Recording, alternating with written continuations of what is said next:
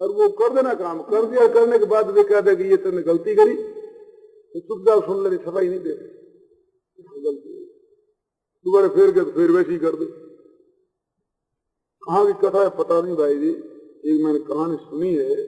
ये सांदीपनी जी थे, ये जो पढ़ते थे अपने गुरु जी के पास, तो गुरु जी की आज्ञा में बहुत तत्पर थे। एक दिन क्या किया गुरु जी ने कहा कि हमारे घर में तुम आग लगा देना, कह दिया। उन्होंने ले जाकर आग लगा दी।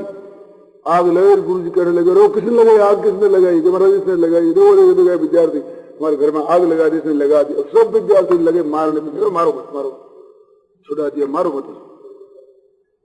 कहने देखो देखो विद्यार्थी मेरा घर की आग लगा दी।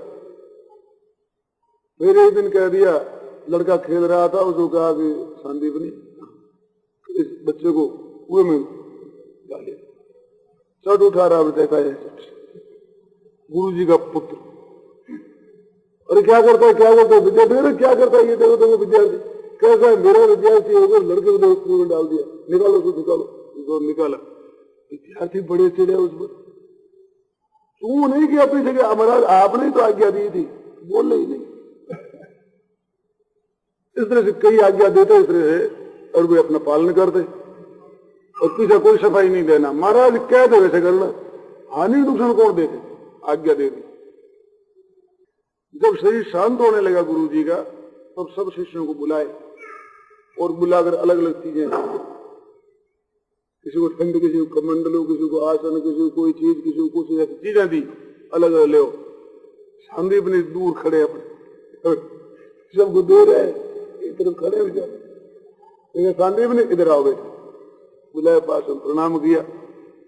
तुम्हारे को ये चीज याद है, तुम्हारे को चीज दूरी है, त्रिलोकीनाथ साक्षात भगवान तुम्हारा चेला बनेगा, अगर तुम्हारे से विद्या लेगा, अब तुम्हारे वो चीज क्या है? तो भगवान कृष्ण तुम्हें महाराज जाकर शांति में शिष्य बने। तो उनकी आज्ञा पालन में बस जो कह दिया महाराज ठीक है। कितना तिरस्कार सहा, अपमान सहा, विद्यार्थियों का अपमान सहा, सामने कुछ चू नहीं किया। गुरु जी महाराज कृपा प्रसन्न होकर कृपा करके और किया लोग नाथ को देते हैं तुम्हारे, ये नाशवान चीज तुम्हारे को क्या दे। ये बात अगर याद रखें अपने काम करने में, हानि नुकसान में, होता रहो चाहे नुकसान कुछ भी हो जाओ, कह दिया अपने ठीक, बहुत ठीक, यही करना, अपन यही करना, चाहे सो। अरे भाव तो रखे हो, पालन नहीं भी हो पूरा, तो भी इतनी हानि नहीं है। गीता जी की अतचे तुम अहंकारा न श्रोषि विनंक्षसि, इस पर तत्ववेदन टीका लिखी है, उसमें मैं पढ़ रहा था। उसमें लिखा है कि अपने को बुद्धिमान मान करके अगर मेरी बात नहीं सुनेगा तो तेरा नाश होगा। अतचे तुम अहंकारा न श्रोष्यसि, अपनी बुद्धिमानी समझ करके और अहंकार पूर्वक और हानि नुकसान सोच करके तेरी बुद्धि पर विचार रख करके मेरी बात नहीं सुनेगा तो नाश होगा। इससे सिद्ध ये हुआ कि अगर हमारे से पालन न हो और हम न सुने, हमारे से आचरण न हो, उससे नाश नहीं होता। अतचे तुम अहंकारा न श्रोष्यसि विनंक्षसि। शेर जी बात कही थी एक बार, आपको याद होगी। शेर जी ने कहा कि मैं जो बातें कहता हूं वो पालन कम हो तो उसमें इतनी हानि नहीं है, मैं निषेध कर दूं, उस बात को करोगे तो खतरा है। साफ शब्द क्या शेर उन्हें खुद मुख से कही हुई बात है, आप लोगों ने सुनी हो। जिस बात को निषेध कर दूं वो कर दूं, उसे खतरा। मान सत्कार के लिए, चरण धूल लेने के लिए, पूजा के लिए आप तक उन्होंने दिया, निषेध कर दिया मैंने जब, तो वो बात करना है, वो खतरे की बात। ये बात याद रखें, कहने के अनुसार करने की चेष्टा करें। कम करोति वाचालं संगं लंघयते वयं कृपातमहं वन्दे परमानन्दमाधवम् श्रीमन्मदनगोपालम् वृन्दारण्यपुरन्दरम् श्रीगोविन्दं प्रपद्येऽहं दीनानां अरविन्ददलायताक्षम् कुन्देन्दुशङ्खदशनं शिशुगोपवेशम् इन्द्रादिदेवगणवन्दितपादपीठम् वृन्दावनालयम्। जैसे ज्योतिष के अनुसार जिस समय शुभ ग्रह आते हैं उस समय किसी अच्छे काम को कर लेना बुद्धिमानी का काम होता है, उसमें बड़ी सहायता मिलती है और वो काम जल्दी हो जाता है। इसी प्रकार से जीवन में जब कभी इस प्रकार का अवसर प्राप्त हो जाए कि जिस अवसर में भगवान की ओर लगने की सुविधा हो, कोई मार्ग निर्देशक भी प्राप्त हो जाए, रास्ता भी मिल जाए, तो ये बड़े सौभाग्य का अवसर मानना चाहिए। मनुष्यानां सहस्रेषु कश्चित् विशुद्धये और यतताम विशुद्धानां कश्चिन माम विदितत्वतः। हजारों मनुष्यों में से कोई एक यत्न करता है इस मार्ग में आने का, कोई एक, और यत्न करने वाले सिद्धों में कोई एक भगवान को तत्व से भली भांति जान पाता है। तो भगवत प्राप्ति की इच्छा होना,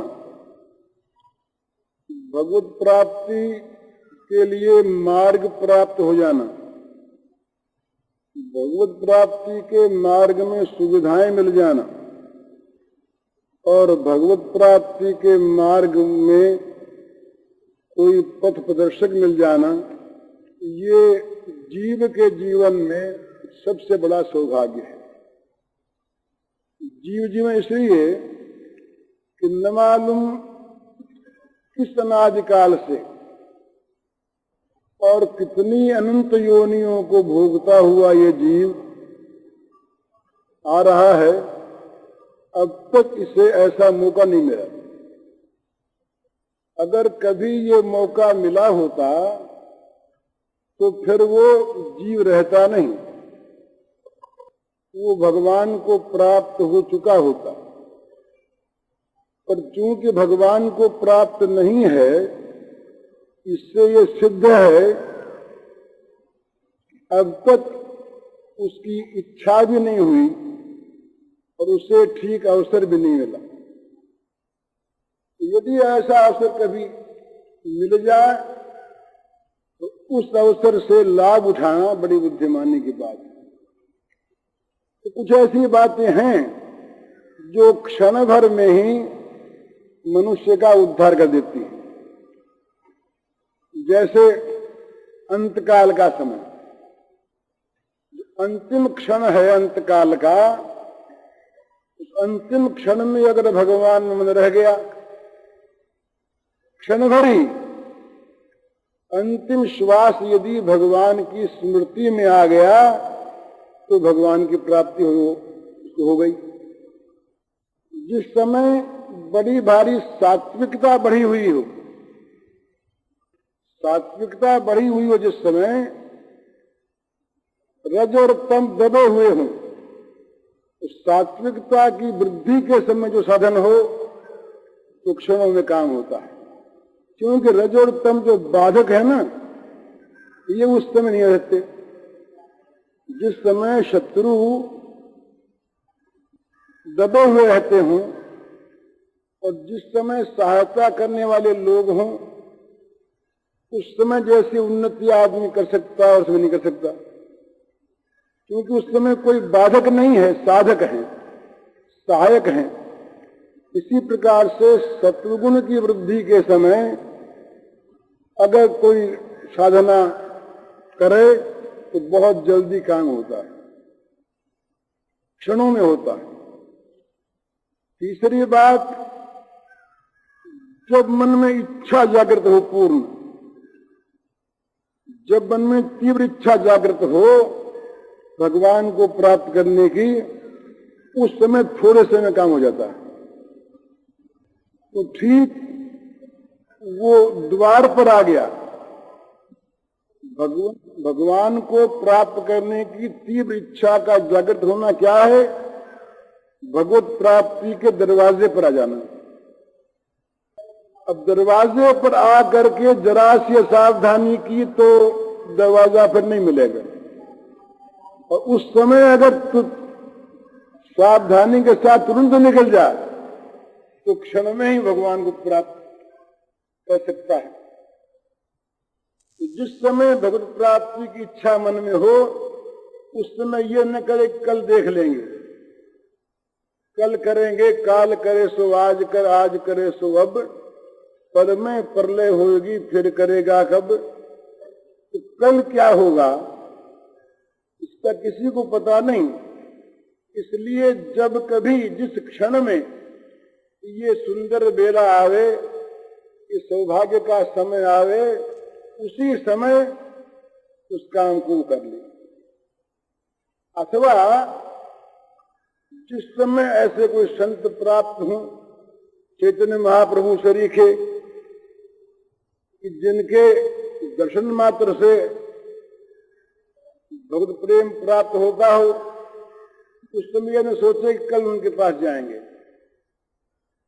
बस जब ये बात मालूम हो कि ऐसे संत कोई हैं, तुरंत उनकी सन्निधि में चला जाए, जिससे उनके द्वारा मिलने वाला लाभ प्राप्त हो जाए।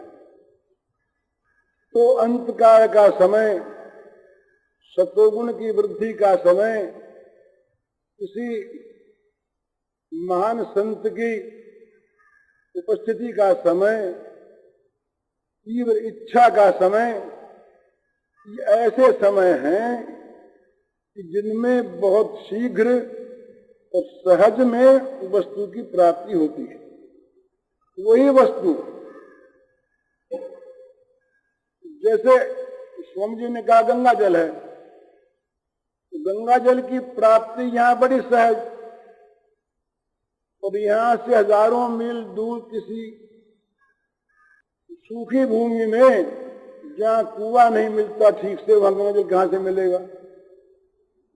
तो गंगा जल के समीप आकर गंगा जल का लाभ उठा लेना चाहिए।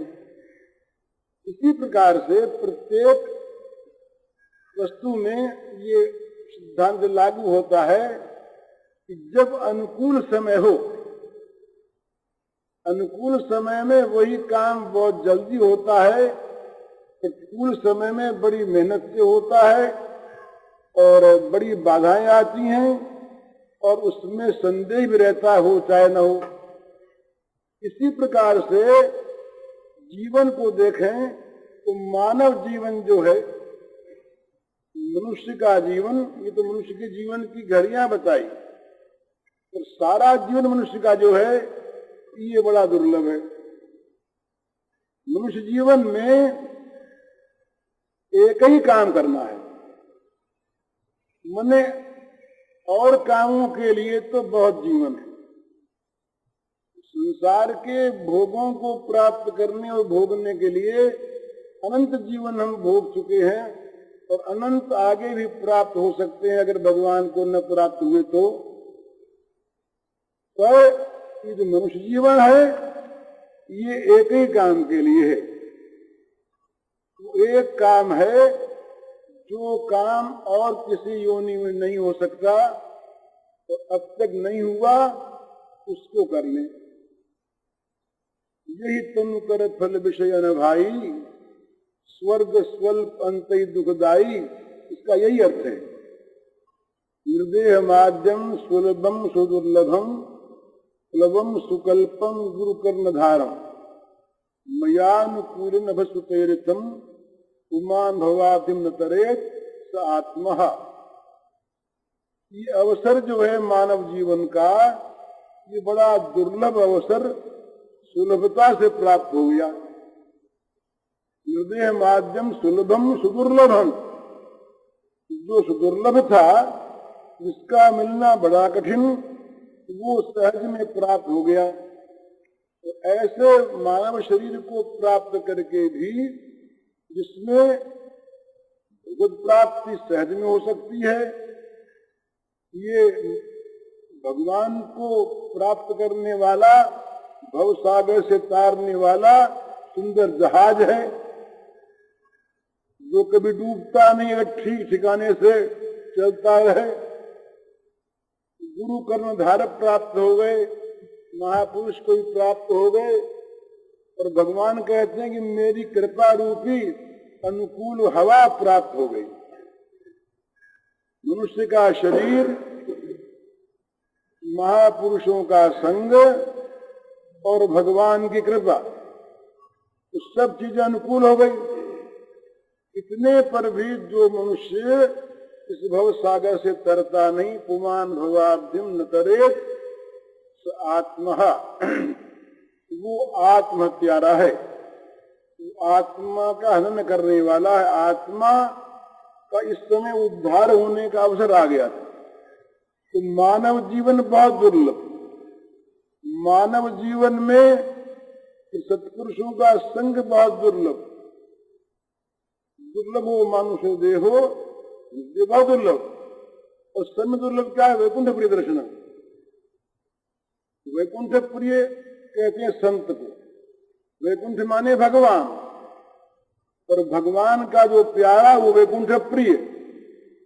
तो वैकुंठ प्रिय कौन है? संत है। संत का मिलना बड़ा मुश्किल।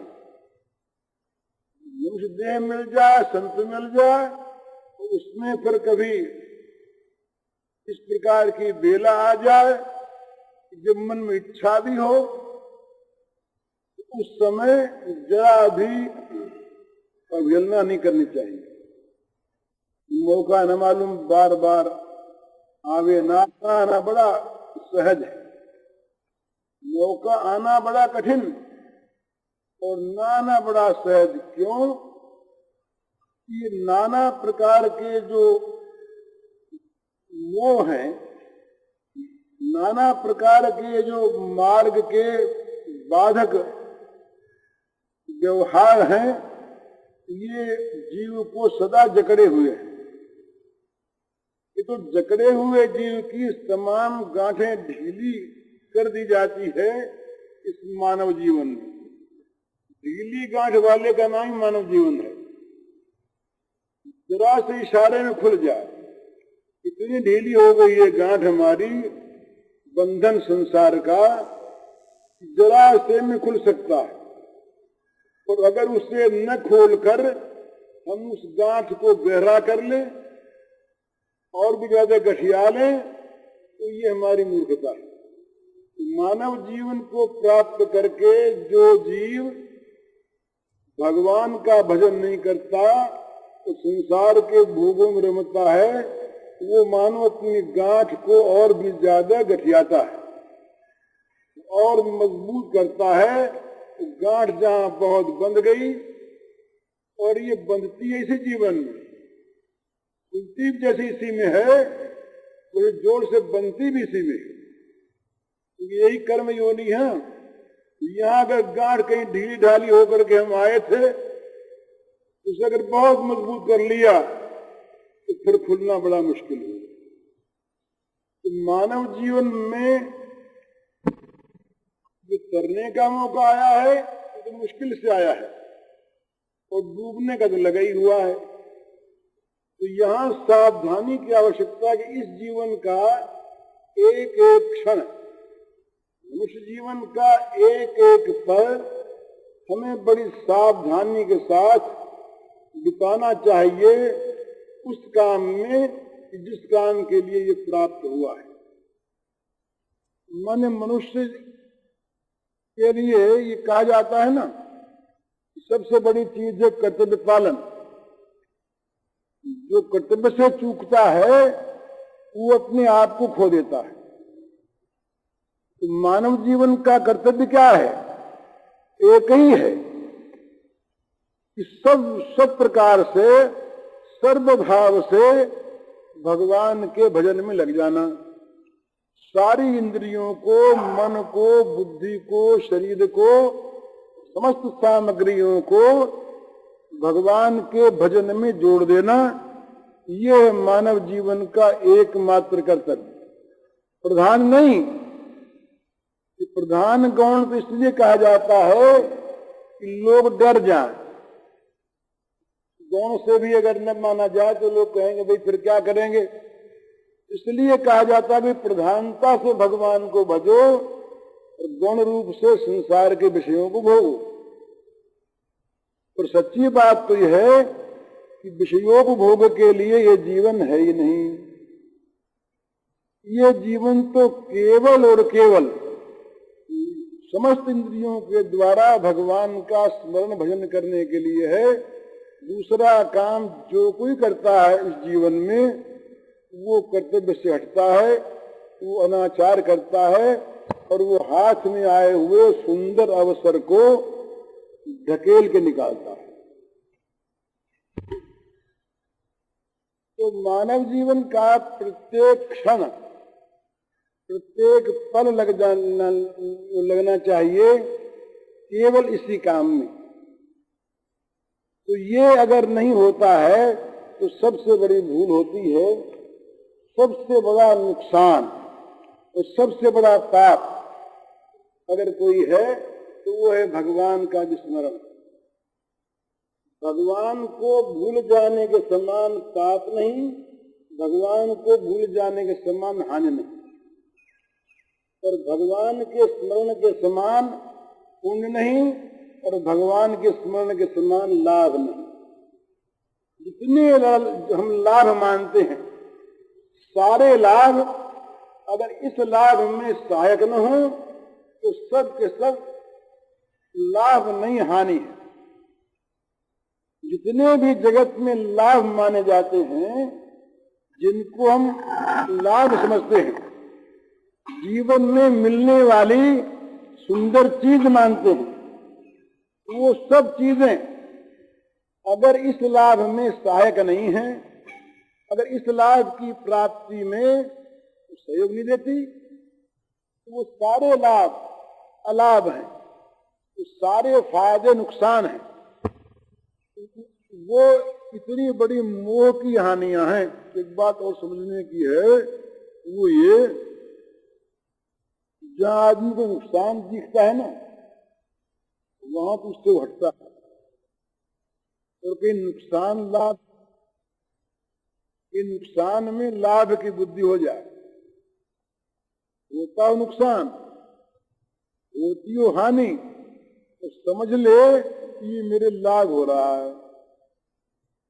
जैसे एक रोग होता डायबिटीज का, ये मूत्र में होता है, उसमें भूख बहुत लगती है, तो कई रोगी उस रोग में इसलिए मर जाते हैं, भूख लगती है बहुत, अच्छी अच्छी चीजें मीठा वगैरह ज्यादा खाते हैं, जितना मीठा खाते हैं अधिक उतना वो रोग और बढ़ता है, तो जल्दी मरता आदमी। तो ये है विपरीत ज्ञान। तो जब मनुष्य की बुद्धि में तम छाता है ना, तम माने अंधेरा और तम माने तमोगुण और तम माने विषयों का मोह, एक ही चीज है।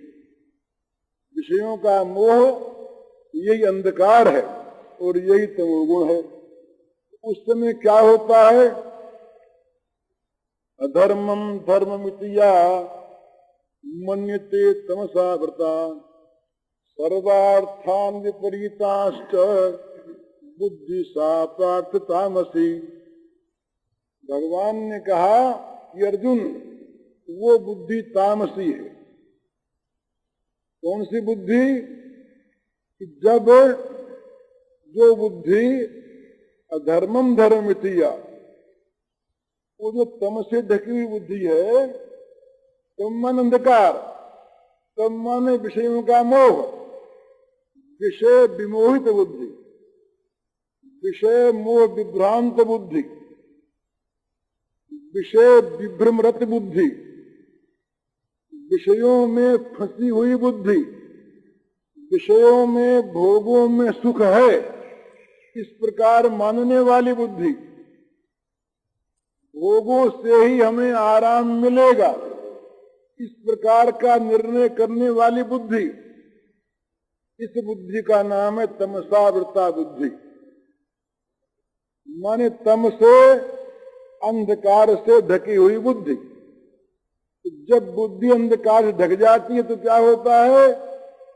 अधर्मम धर्म मितिया, फिर अधर्म में धर्म सूझता है, बुराई में भलाई सूझती है, पाप में पुण्य दिखता है, अनिष्ट में इष्ट दिखता है, हानि में लाभ दिखता है। सर्वार्थान विपरीतांश्च, जितने भी अर्थ हैं, जितने विषय हैं, सब में उल्टा दिखता है।